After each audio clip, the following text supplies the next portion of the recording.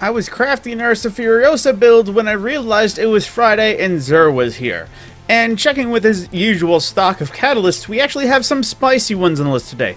The first being Polaris Lance, which gives it Dragonfly, which sounds underwhelming, but when you remember that Polaris Lance is booms and ignitions the gun, it is a nice spicy cherry on top to the Solar Scout that has ruled GMs for quite a time.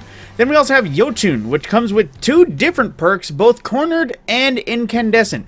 Being that it fires a spicy meatball, it's pretty much just a straight up guarantee for a better option for fusion rifles. On top of that, for exotic armors, for the Hunter, we have a 68 all-around stat rolls on Stompies, which if you just need a better stat roll for Crucible, meh, take it, but in the end, it is basically just mobility buff, so meh.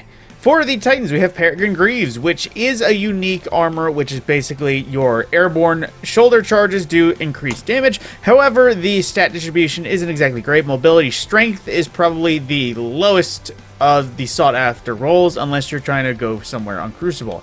And then for the Skull of Dirham Kara, it is a 67 roll with high intellect. However, this really hasn't recovered since the big nerf it got ages ago. It used to be able to give you 75% of your super, and now I'd be surprised if you got 25% of your super back on your Nova Bomb. Aside from that, that is pretty much the large portion. We unfortunately don't have an Artifice armor this week, but for the variety of strange offers, he does have a Ascendant Alloy up for 41 strange coins, a bit expensive, but you know, it's there. But from the strange offers as well, he does have Wardcliff Coil, the volley rocket before Eyes of Tomorrow. Think Eyes of Tomorrow, but you can't control what you shoot at.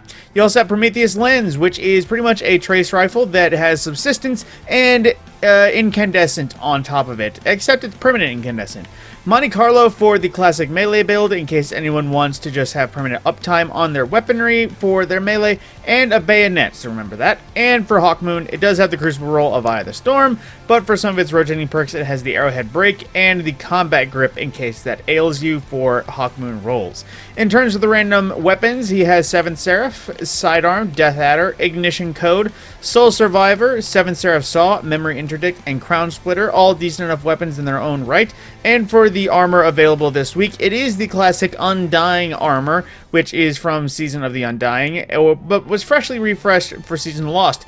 If you've ever seen the ornament I've been wearing on my Solar Hunter, or no, not my Solar Hunter, my Solar Titan, this is the chest plate that is essentially the 0.1 version, as the Battle Pass oftentimes back in that day was the 2.0 version of the armor.